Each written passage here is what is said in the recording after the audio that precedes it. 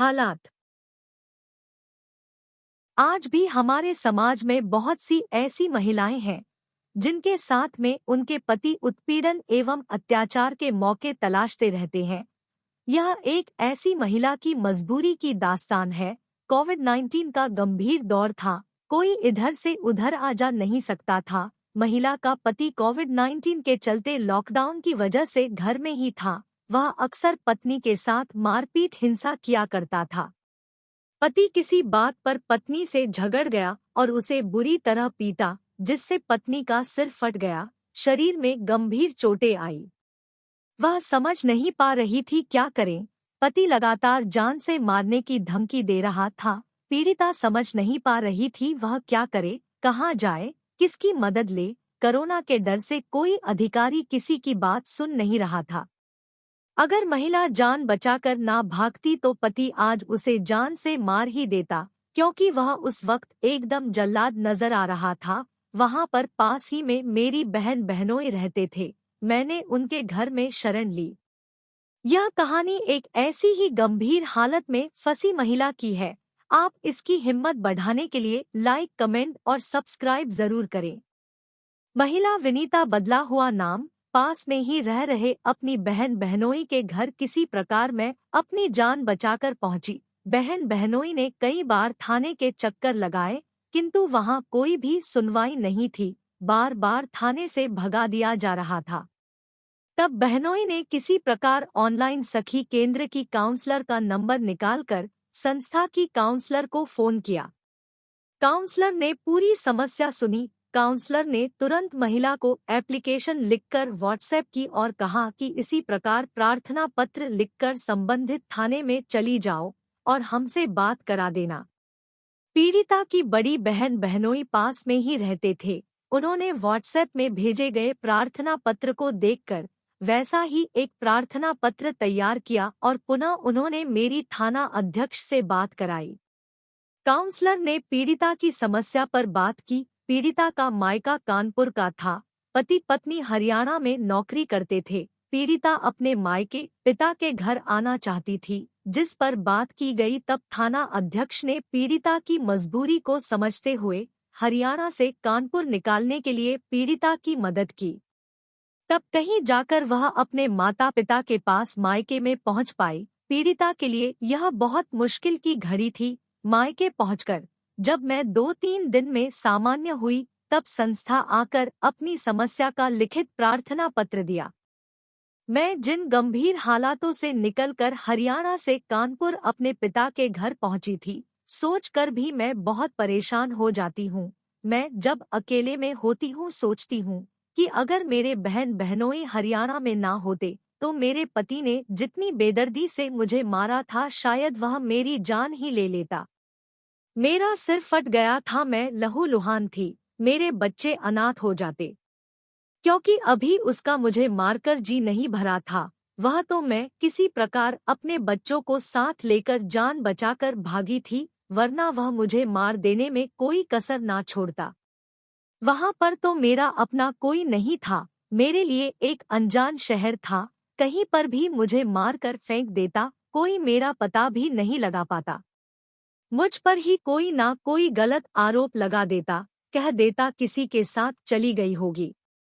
मैं कांप जाती हूँ, मेरे बच्चों का क्या होता। मेरी ससुराल गांव में है।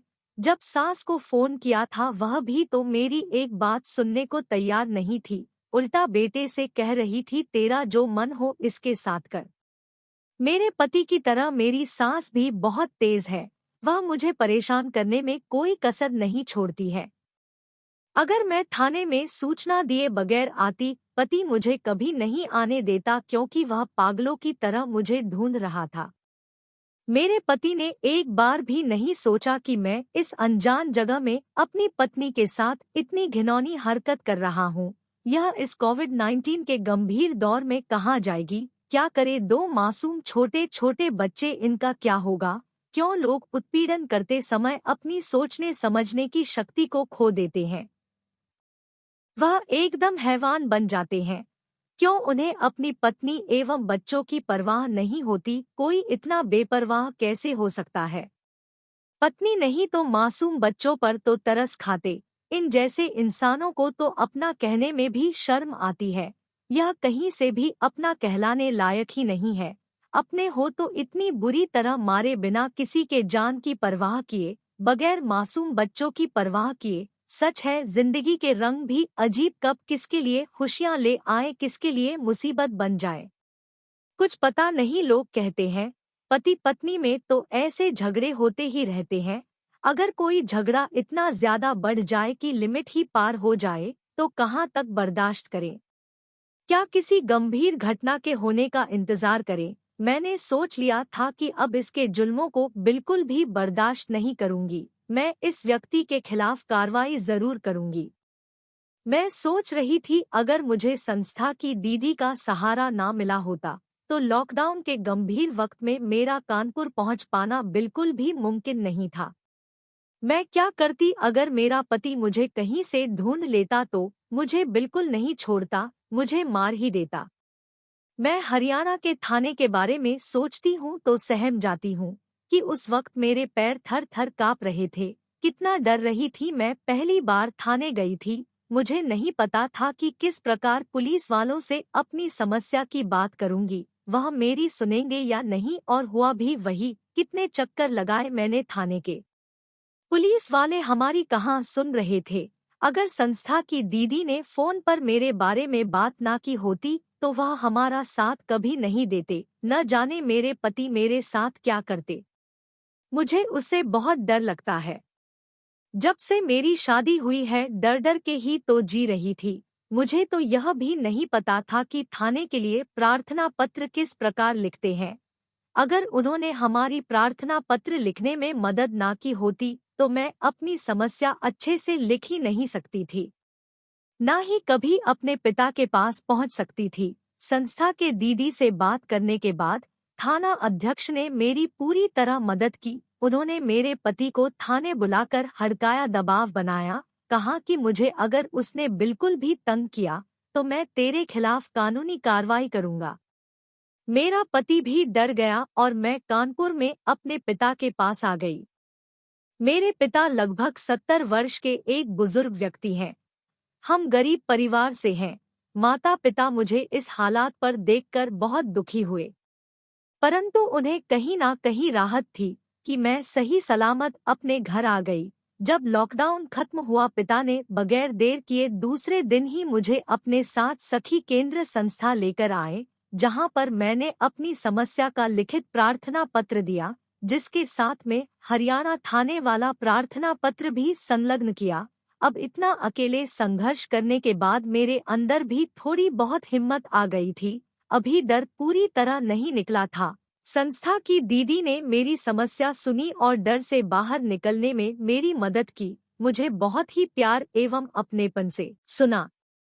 संस्था की संस्थापक नीलम चतुर्वेदी जी ने भी मेरी समस्या को बहुत गंभीरता से लिया और मुझे इतना अपनापन दिया जिससे मेरे अंदर का डर निकलना संभव हो सका।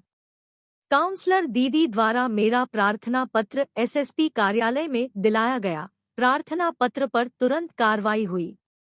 मेरी सास और पति को थाने बुलाया गया, जहां पर उन्हें चेतावनी दी गई कि अगर अब जरा भी अपनी पत्नी एवं बहू को परेशान किया तो तुम्हारे खिलाफ कार्रवाई की जाएगी। उसके बाद मैं अपने ससुराल के गांव में चली गई, क्योंकि मैं अपने पति के साथ नहीं जाना चाहती थी। मुझे उस पर तनिक भी विश्वास नहीं था कि वह मेरे साथ कहीं कोई घटना ना कर दे। मैं ससुराल में अपने हक में रह रही हूँ। पिता के पास पैसा नहीं था। हम मुकदमा नहीं लड़ना चाहते थे, इसलिए हम पुलिस मीडिएशन से समझौते के बाद अपनी ससुराल में बच्चों के साथ खुशी खुशी रह रही हूँ। अब मेरी सास पहले की तरह मुझसे झगड़ा भी नहीं करती। सास एक बुजुर्ग महिला है। अगर कुछ मुझे कहती भी है तो मैं माँ समझकर चुप रहती हूँ। मैं पहले भी तो यही सब करती थी, किंतु समझना ही नहीं चाहती थी। अब कार्रवाई के डर से शांत रहती है। अब मैं अपने ससुराल में हक से रह रही हूँ। मैं बहुत खुश हूँ। अगर संस्था की संस्थापक नीलम चतुर्वेदी जी एवं काउंसलर दीदी ने उस गंभीर वक्त पर मेरी इतनी मदद ना की होती तो शायद मुझे अपने ससुराल में हक भी ना मिल पाता। और मैं इसी प्रकार अत्याचार सहते सहते या तो मर जाती या शारीरिक एवं मानसिक रूप से बुरी तरह टूट जाती। मैं संस्था की बहुत बहुत शुक्रिया अदा करती हूँ, जिन्होंने मेरी कोविड-19 जैसी महामारी के वक्त मदद मेरा सहारा बनी।